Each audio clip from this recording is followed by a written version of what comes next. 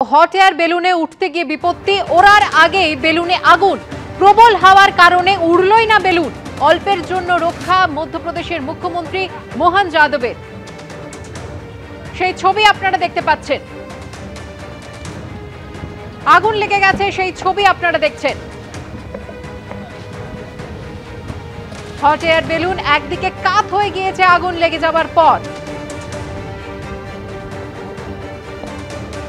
তড়িঘড়ি hot air balloon থেকে নামানো হলো মধ্যপ্রদেশের মুখ্যমন্ত্রী মোহন যাদবকে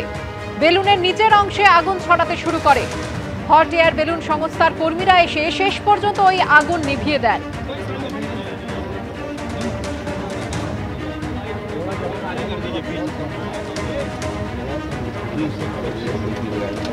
আরো একবার সেই ছবি আপনাদের দেখাচ্ছি যেখানে হট এয়ার বেলুনে আগুন লেগে যায় অল্পের জন্য রক্ষা পান মধ্যপ্রদেশের মুখ্যমন্ত্রী মোহন যাদব প্রবল হাওয়ার কারণে উড়লই না বেলুন উল্টে আগুন কিন্তু ছড়িয়ে পড়লো এই হট এয়ার বেলুনের নিচের অংশে তড়িঘড়ি হট এয়ার বেলুন থেকে নিচে নামিয়ে আনা হলো মধ্যপ্রদেশের মুখ্যমন্ত্রীকে শেষ পর্যন্ত হট এয়ার বেলুন সংস্থার কর্মীরা আসেন এবং এই আগুন নিভিয়ে দেন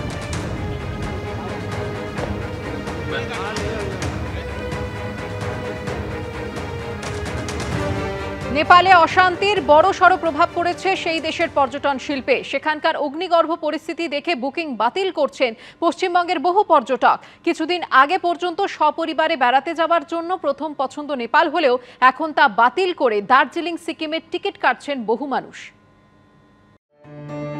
নেপাল ভ্রমণপ্রেমীদের প্রিয় ডেস্টিনেশন পুজো থেকে শুরু হয়ে যায় পর্যটনের মরশুম হিমালয়ের অপরূপ সৌন্দর্য উপভোগ করতে ভিড় জমান পর্যটকরা কিন্তু এবার সেই চেনা ছবি খুঁজে পাওয়া যাচ্ছে না যুব সমাজের বিক্ষোভে উত্তাল নেপালের বিস্তীর্ণ অংশ অগ্নিগর্ভ পরিস্থিতির ছাপ পড়েছে পর্যটনেও আতঙ্কে বুকিং বাতিল করছেন বেশিরভাগ পর্যটক বিকল্প পছন্দ হিসেবে কেউ যাচ্ছেন দার্জিলিং সিকিম তো কেউ ভিয়েতনাম ব্যাংককের টিকিট কাটছেন বাতিল তো অবশ্যই করব কারণ কারেন্ট যা রাজনৈতিক পরিস্থিতি যা ডামাডল বা যা সিচুয়েশান চলছে নেপালে সেখানে আমাদের সাধারণ মধ্যবিত্ত বাঙালি মানুষ নেপাল যাওয়ার কোনো প্রশ্নই আসে না যেহেতু পুজো একটা প্ল্যান হয়ে গেছে খুব কষ্টের ব্যাপার সেখানে আমি অল্টারনেটিভভাবে একটা কোথাও যাওয়ার চিন্তা করব যদি টিকিট অ্যাভেলেবেল থাকে এরকম একটা পরিস্থিতি তৈরি হয়েছে যেখানে আমরা নিজেরাও রিস্ক নিচ্ছি না কাস্টমারদের অতিথিদের পাঠাতে আর কাস্টমাররাও যেতে চাইছে না এই মুহূর্তে ঠিক আছে তো এরকম একটা বিপর্যয় চলে আসবে আমরা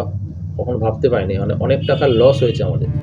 প্রতি বছর এই সময় পর্যটকদের ভিড়ে ঠাসা থাকে কাঠমান্ডু পোখরা বীরগঞ্জ নেপালের বাসিন্দাদের একটা বড় অংশ পর্যটন শিল্পের ওপর নির্ভরশীল পুজোর মরশুমে এই ভয়াবহ পরিস্থিতির জন্য সেখানকার পর্যটন শিল্পের বড়সড় ক্ষতি হচ্ছে সুনীত হালদার এবিপি আনন্দ।